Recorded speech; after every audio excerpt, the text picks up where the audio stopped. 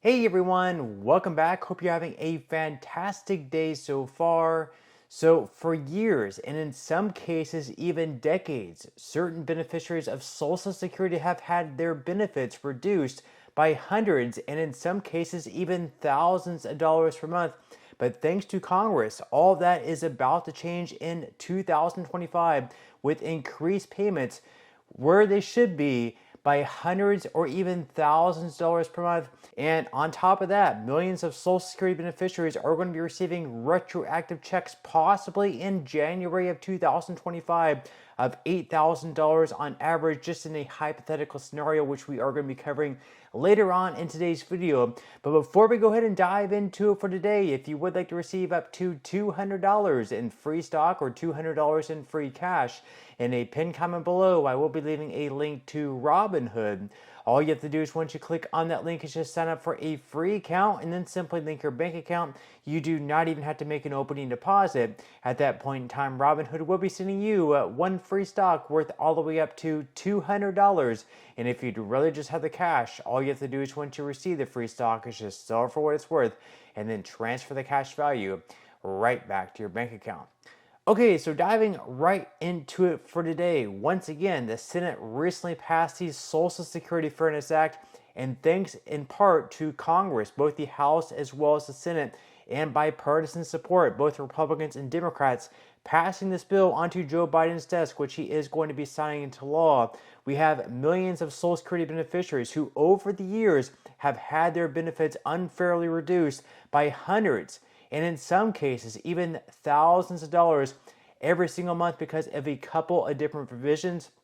One of those provisions was the windfall elimination provision, and the other one being the government pension offset. So basically, if you are receiving a pension, if you worked in the public sector, but you also worked in the private sector, so maybe you had a job throughout your life where you did not pay money into the Social Security Trust Fund, you did not pay Social Security taxes, but you also had another job where throughout those years you were paying Social Security taxes, you were contributing to Social Security.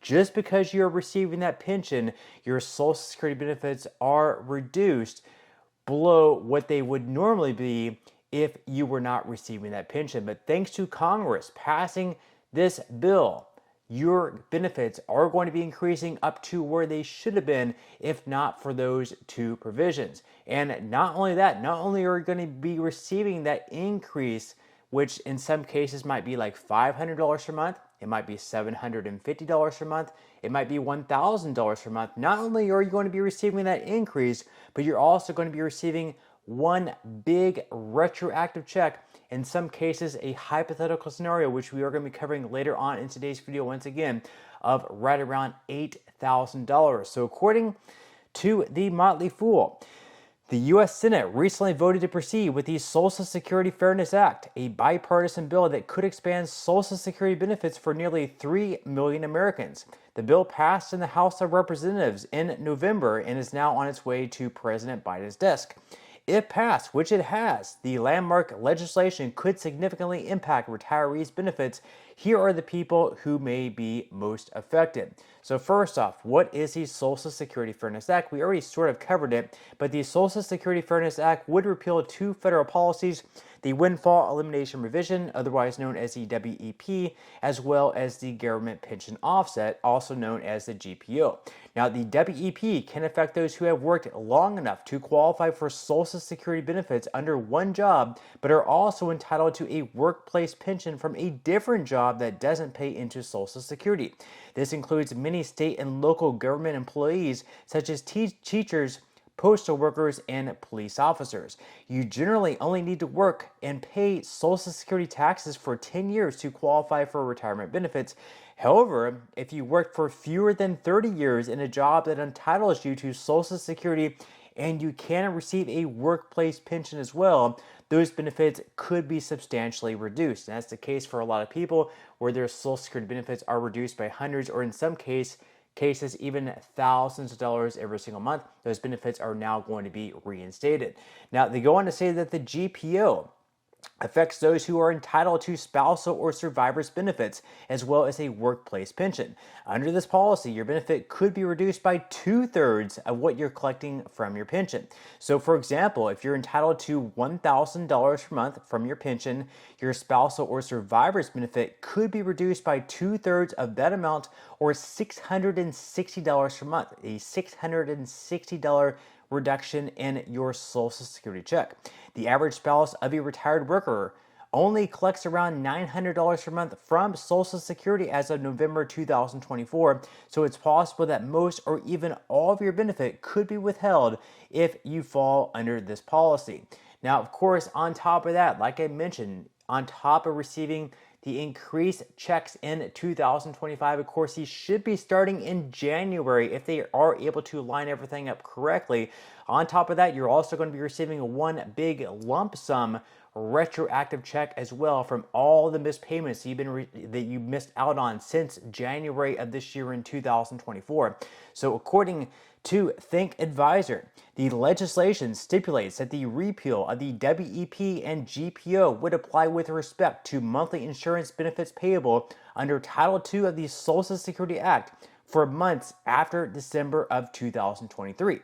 Thus, retirees affected by the GPO and WEP must be paid benefits that would otherwise have been due to them in 2024, of course, starting all the way back in January of this year. Now, going back to that previous example by the Motley Fool, in this example, if you're entitled to $1,000 per month from your pension, your spousal or survivor's benefit could be reduced by 2/3 of that amount, or $660 per month. So in the example that someone's benefits are reduced by $660 per month over the course of an entire year or 12 months, we take the $660, we multiply that amount by 12 months, and that comes out to $7,920, or rounding up to $8,000. That would be a retroactive check coming at some point in January, possibly, of close to $8,000. For some folks, it could be even more than that amount. Now, of course, some of the downsides of this bill passing, according to the Motley Fool, is that critics of the Social Security Fairness Act argue that paying out more benefits could deplete the program's trust funds faster, potentially creating more problems down the road. Right now, both of Social Security trust funds covering retirement and disability benefits are set to run out in 2035. At that point, the program will need to rely on payroll taxes and other forms of revenue to fund benefits. Now, if the trust funds are depleted, those income sources will only be enough to cover around 83% of future benefits, according to the most recent estimates from the Social Security Administration Board of Trustees.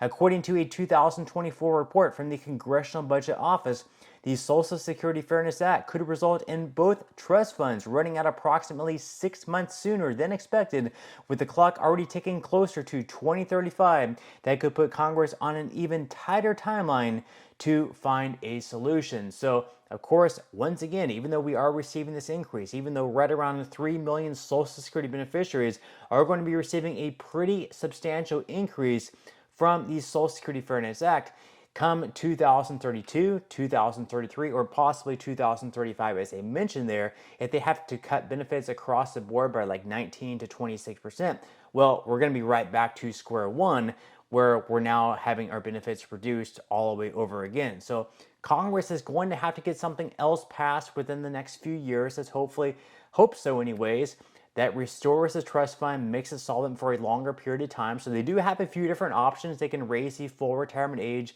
for younger generations from 67 to 70. On top of that, they can also reduce benefits for everyone by a smaller amount, or maybe they can reduce benefits maybe just for the highest earners of Social Security. So right now, the highest benefit for Social Security is $5,000. Maybe you can bring that down to $4,500. You can also raise payroll taxes for those still working in the workforce and make them contribute more into the Social Security Trust Fund. So right now it's 12.4%. You could raise it up to like 15%, hypothetically speaking. And then of course you can also invest some of the funds into something that might give you a better return, such as like the S&P 500, rather than just putting them into U.S. Treasuries and bonds. So those are a few of the ideas they are throwing out there.